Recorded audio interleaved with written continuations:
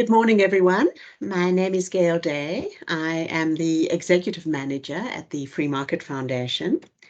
Today we are launching the 8th in a series of 8 booklets titled Laws Affecting Small Business. The series was first published by the FMF in the late 1990s. As red tape unfortunately continues to hamper business and therefore growth, we've updated the series, which deals with the following topics: finance, health, justice, labor, land, licensing, schooling, and tax. Darlene Menzies is the founder and CEO of FinFind, which is an innovative platform which connects lenders and entrepreneurs.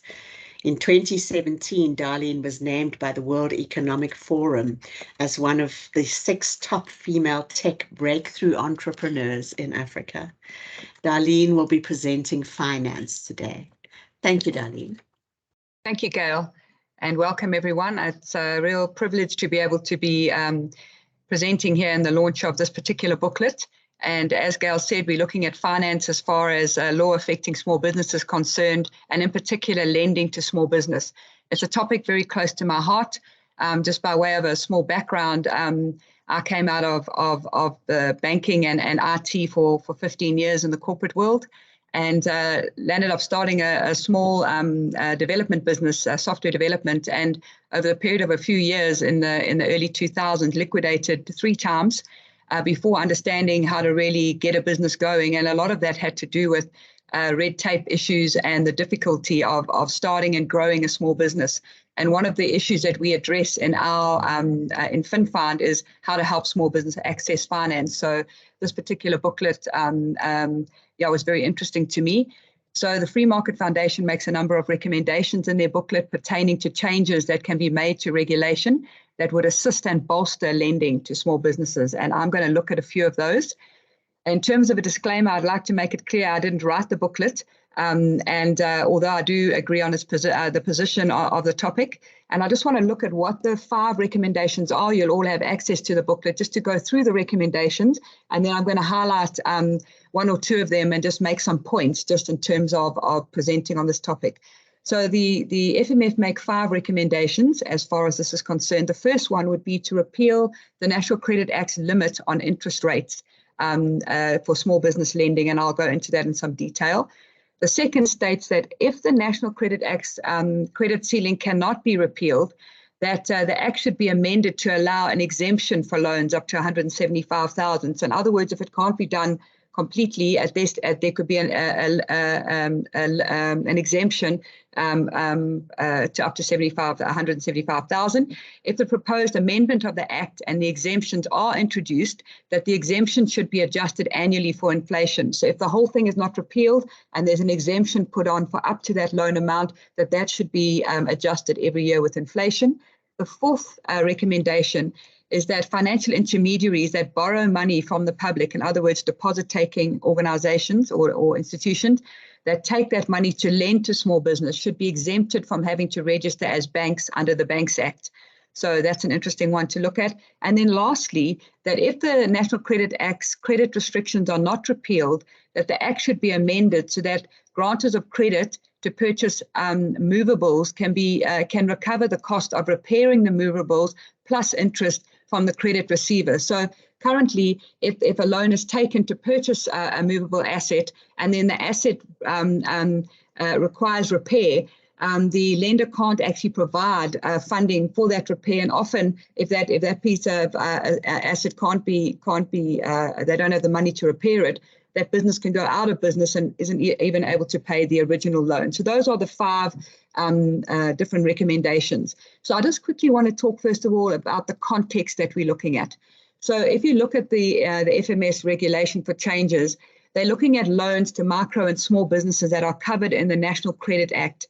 So for those who are not aware, the National Credit Act deals with all loans to consumers, so individuals, you and I, who borrow money from a credit provider, as well as loans to entities that turn over or have an asset value of less than R1 million or are applying for less than 250,000.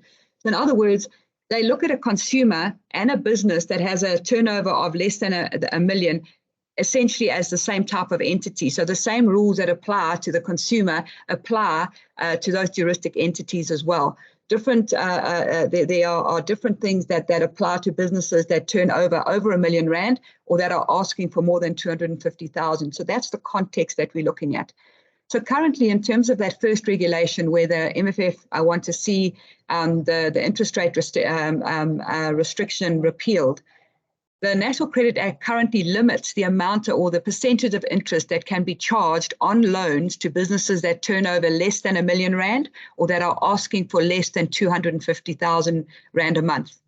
So if we have a look at repealing that, it would align those businesses with those that are turning over more than R1 million or asking for more than 250,000, which at the moment has no limit. So there's no restriction on the interest rate that a lender can charge for a business applying for 300,000 or a business that's turning over more than 2 million. So the rationale regarding this repeal of the National Credit Act's limit from the MFF is this. So if we look at the context, a lender has to assess, if you go for a loan as a small business turning over less than R1 million and you go and want to apply for a loan, the lender has to assess your loan application to see that the risk is good. So once they've granted the loan, they've got to monitor the loan and administer the loan.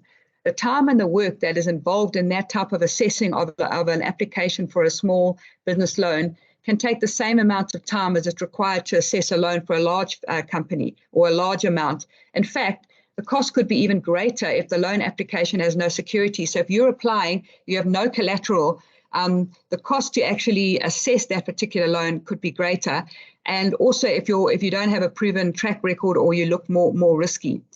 Moreover, the time spent by the lender in monitoring the debtor's repayments can be the same for a small loan as a large loan, but may be greater if the borrower is a risk. So in other words, it's going to cost the lender the same or more, and especially if you think how to administer 10 loans of 30,000 versus one loan of 300,000, you can see that it's actually going to be a lot more costly to the lender.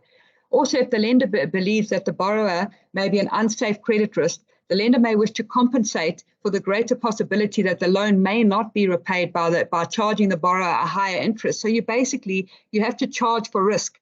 So the higher the risk, the higher the interest that you would charge. So this means in order for lending institutions to protect themselves against risk, cover its overheads, make a profit, the amount of interest it charges on small or risky loans would have to be disproportionately bigger in relation to the size of the loan than the interest on the loan. I think that makes sense. So currently, the National Credit Act places limits on the amount of interest that these lenders can charge to the borrowers.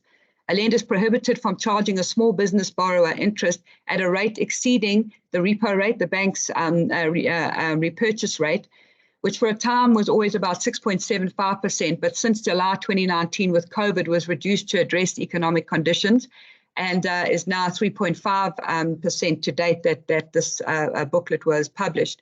So they can charge, it's linked to the repo rate, which is at the moment 3.5, plus a prescribed limited interest rate of 27%. So the most that a lender can charge to a small business asking for less than 250 or turning over less than R1 million is 27% plus repo, which is 30.5% at the moment. So now if we look at this, people could say, well, it's a very controversial thing to do. You want to lift the interest rate fixed cap that has been set, and then it kind of leaves open market now for a lender to charge whatever they want. So let's have a look at that. So as we say, the recommendation is controversial. So if we have a look at what that limit was set for, it was set to protect the poor, and they're apparently gullible from unscrupulous money lenders who are going to take advantage of them.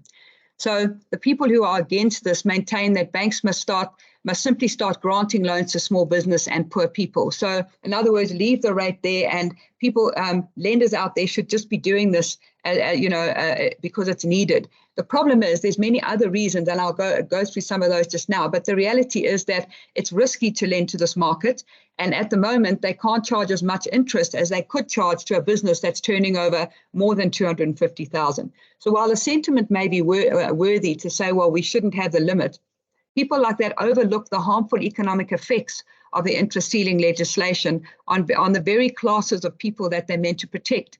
So the Credit Act fixes a maximum price of credit And like all price fixing laws, it has the effect of drying up the supply of the product. So in other words, instead of lenders now lending more, they're not going to lend at all because they can't price for their risk. And so while the law was put there to help the poor and the business needing the money, it's had the opposite effect. So while it might seem counterintuitive, legislation that fixes a maximum rate of interest on loans does not help the poor to borrow at cheaper rates of interest, but instead prevents them from lending at all. So small businesses and other small and risky borrowers will benefit from the repeal of the Natural Credit Act's limit on these interest rates. The small borrower is not so much concerned about the interest rate as the lack of finance available to them. And I've seen this time again. You find small businesses are really just saying, who will lend me the money, as opposed to, and then getting, having a look at the interest rate. Then we say, well, how do we deal with unscrupulous lenders who are going to possibly, really radically overcharge? Well, if the interest rate ceiling is repealed, and then the common law of usury will apply. So the common law of usury holds that when a creditor sues a debtor, the court will reduce the interest rate if the debtor can show that the transaction is tainted with oppression or extortion, or possibly something to do with fraud, or that there might have been an unfair dealing or undue advantage of them taken because of their youth or inexperience. So basically, that they will be able to have an opportunity to defend themselves and get that interest rate reduced. So I think what the FMF are saying here is, let's lift the cap off. Let's create the same environment as is created for business for loans to that are asking for more money, and let's get the market going and more lending happening. Very quickly, another issue with this particular National Credit Act is that they also for developmental credit, which is loans to develop small business, which is basically what all of these loans are, they also put a cap on the initiation fee. So the lender normally can charge an initiation fee and they can charge an interest rate.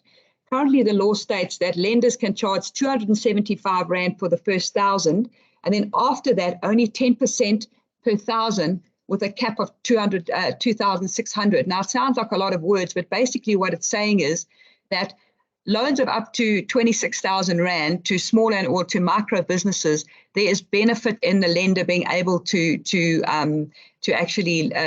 provide those loans. Because if you take the interest rate plus the cap fee, the lender at most could probably get about 40 to 45%, depending on repo.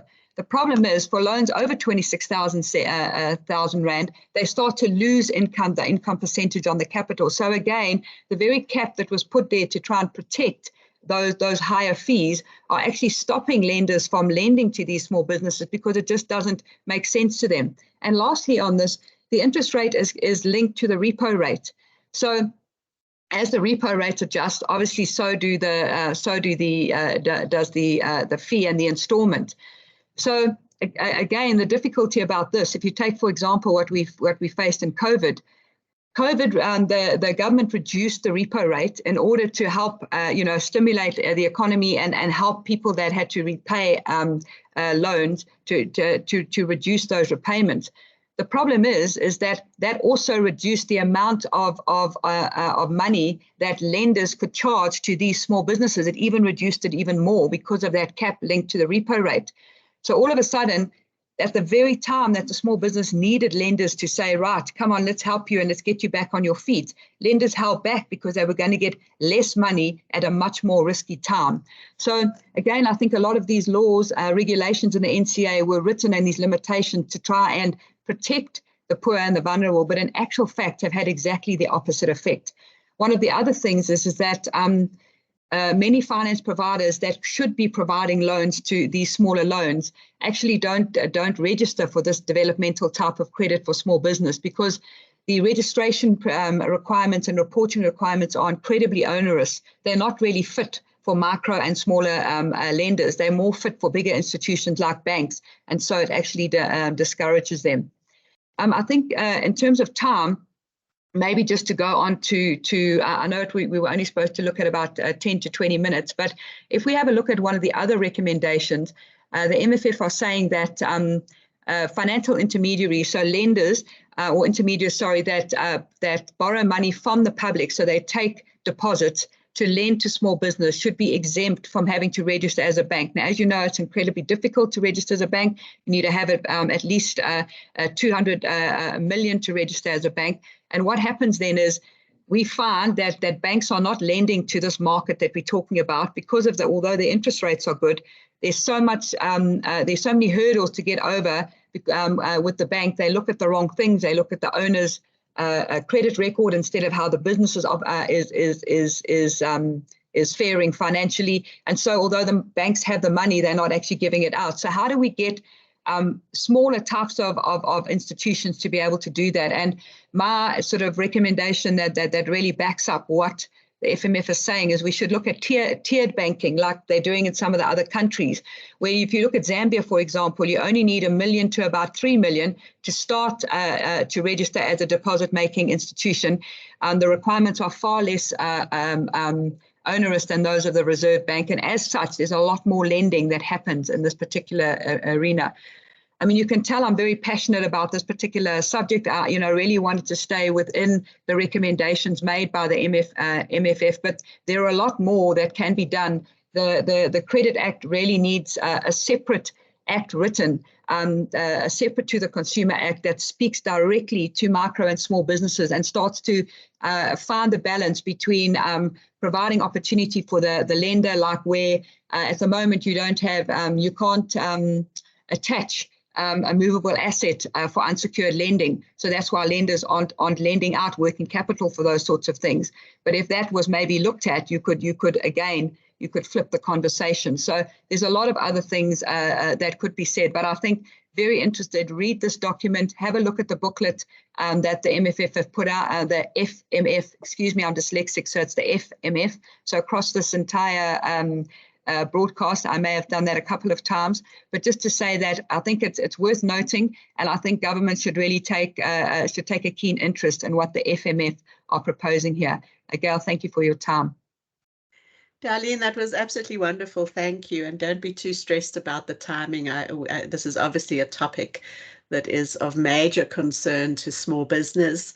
And I think that we can explore it a little bit further at this point, and nobody will mind that at all.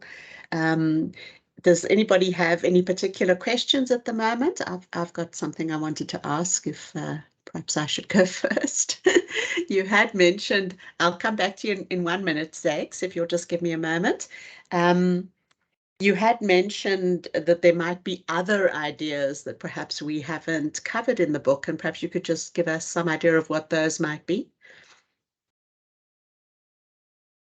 Oh, you're on mute. Rookie error. Yeah, I think at the moment we, for instance, are involved at looking at credit, microcredit. So the same scenario, but it's the smaller loans that nobody is really addressing at the moment. So for informal traders, and those businesses that are turning over significant amounts of cash, but these kind of regulations are inhibiting them. Let me try and think of a couple of the things that we could look at. I think I did speak. The initiation fee is one of the big issues. The registration scenario is another. Just within. Yeah, sorry, Gail, just catching me on the spot there, just to try and think of one or two of the others that I could really. I also don't want to put anything that's too controversial out there. I think mainly for me, the National Credit Act, if I'm honest, is really the National Consumer Credit Act. It doesn't properly address lending to business. So it puts in these juristic entities under 1 million, but essentially,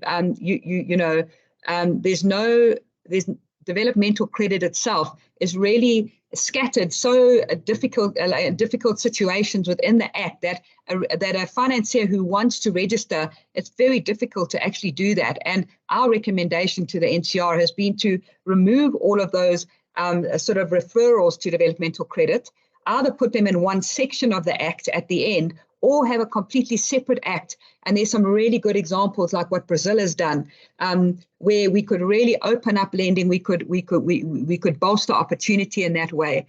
The other thing, as I said, was to do with movable assets. you're not allowed to attach movable assets. So what happens is these lenders will lend on a particular asset. Let's take a generator at the moment that might be needed.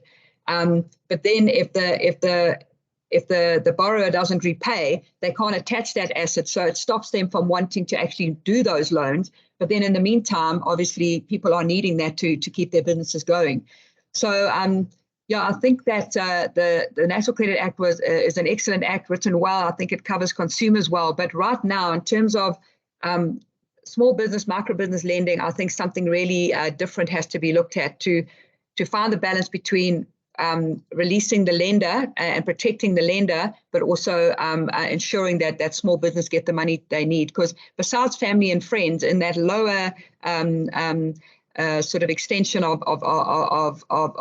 credit, there are not many people that are actually doing that. And those alternative lenders, the fintechs, they lend over 250,000, and some of them are charging between 60 and 70% per annum, and everyone sort of scowls at that. But the reality is that they're taking big risk where the banks are not taking the risk, where even SEFA, the Small Enterprise Finance Agency, are not taking those risks. So, a couple of things to be looked at there.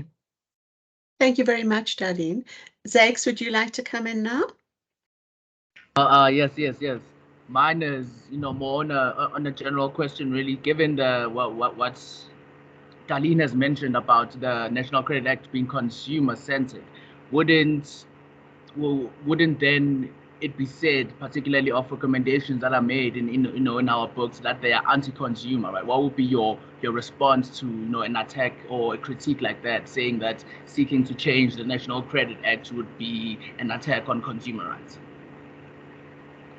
Just make sure I'm off mute. Yeah, I mean, that's a good point. I don't think that the idea is to change regulation for consumer. I think the National Credit Act should remain as is, but should only refer to consumers, that there should be a separate act that refers to juristic entities, to businesses, that whatever the turnover might be, and that start to address some of these issues. But actually bringing those entities in under the Consumer Credit Act those are where the issues, where the consumers are different to small businesses. There's different risk. It's easy to assess a small consumer.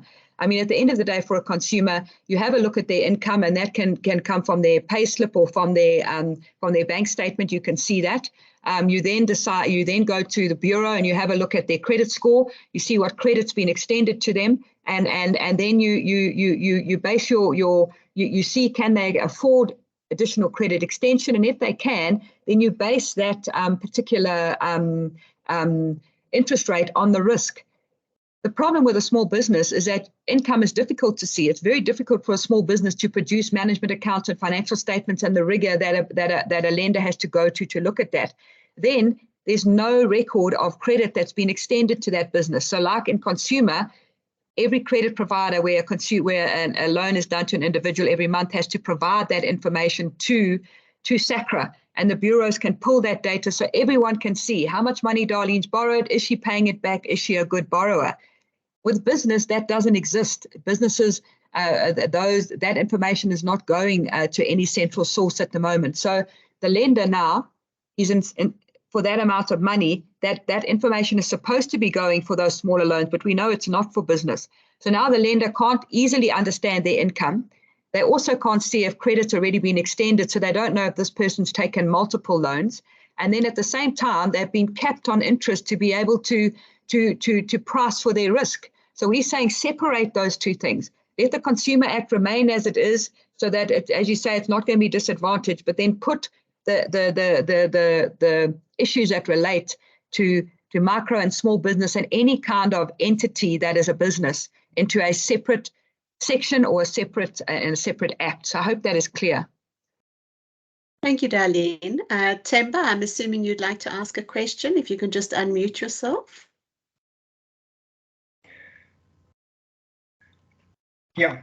Darlene, thanks very much. My name is Themba, based at the Free Market Foundation in Cape Town, in terms of my abode. This has been an insightful presentation by you. I want to make just 2 points. One point is I hope Gail is going to pursue you further in terms of the other information that you have. That comes across as being potentially complementarily reinforcing in terms of the finance booklet. And so if you might have the time, I think it would make sense that you generate that separately. And then the second thing is I had a cursory discussion with a businessman regarding the proposals is reflected in the book itself. And what you raised to me was something that had not dawned to me, and that is he asked if the book caters or if it is known that there is a moral hazard of a person once having access to a loan and on the basis of the proposals, namely that they expedite easy access to loans, isn't there a moral hazard that the person might rely more on loans than actually focusing on the internal resources and building up on them? So I thought, I might as well share that with you. Any comment on that? Yeah, it's a good point. I think what we have to look at, typically, if you look at lending to individuals and lending to businesses, very different. So generally, you would discourage an individual from taking credit. You would say to them, live within your means. If that's what you're earning, make sure you cut your cloth to that, which is the right advice to give. You would encourage savings, etc. But when you look at business, it's slightly different. Ultimately, business has a different problem. So let's say, for instance, I have my business has won a tender with government for R1 million. I've now hired staff to do that job, to start to deliver those services. I put my invoice into government or to a corporate or into anyone. Let's not aim at government. And the terms are 14 days or 30 days. 90 days later, they still haven't paid me. So what happens is I've still got to pay my my staff and whatever other mobilization fees it's cost me to get that work done. So now borrowing money is actually something to bridge that gap, to make sure I remain in business, that I don't have to retrench the very staff that actually delivering that service. And so what happens then is when the money, I obviously have to take that at an interest rate, then when the money is paid over, then I can repay that loan. So generally, loans help to build businesses. You get a startup loan that helps to start a business that otherwise couldn't have started. That business will create jobs, start to generate income. The loan can be repaid. You also get, like if you get a invoice financing, like I've just spoken about, you're going to put that invoice in and not get your money. Well, there's lenders you can go to who will lend against that invoice. That is a good thing. Expansion finance. You might want to go and look at, you see an opportunity. The particular customer you're working with is saying, we'd like you to also deliver this service in 2 other areas. You know that your revenue won't cover that expansion, but if you take an expansion loan, it could. So there are positive reasons for taking loans as a business, whereas a loan as an individual is something that needs to be essentially not encouraged.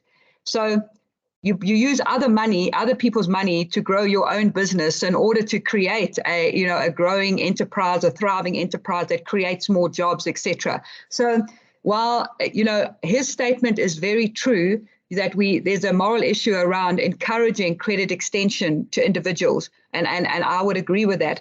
But I would always encourage small businesses who want to start, who want to grow their business, or are struggling with bridging, cash flow bridging and other things. Sometimes, although, like you say, they don't have to take money, what will often happen, a small business doesn't know how to manage their debtors book well. So lots of people owing them money, they pay their suppliers quickly because they want to be in good standing. But now people owe them money. And what we sometimes say to them, well, there's another way. You might be able to go to those customers and say to them, I will give you a discount if you pay me immediately.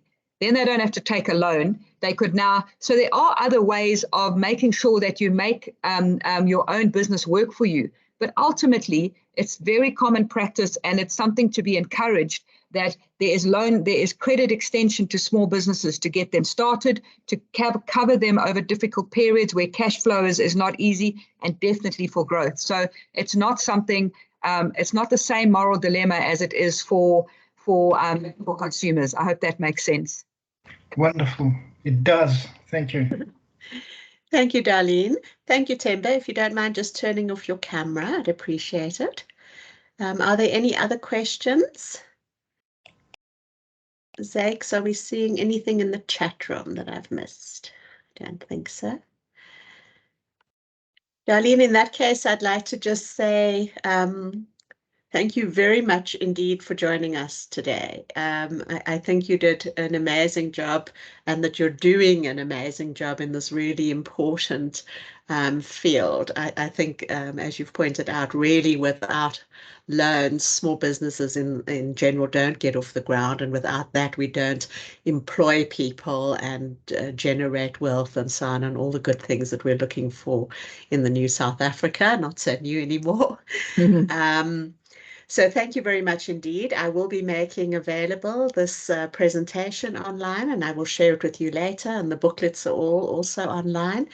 And I appreciate all of you for joining us today. Thank you, Darlene. Excellent. Thank you.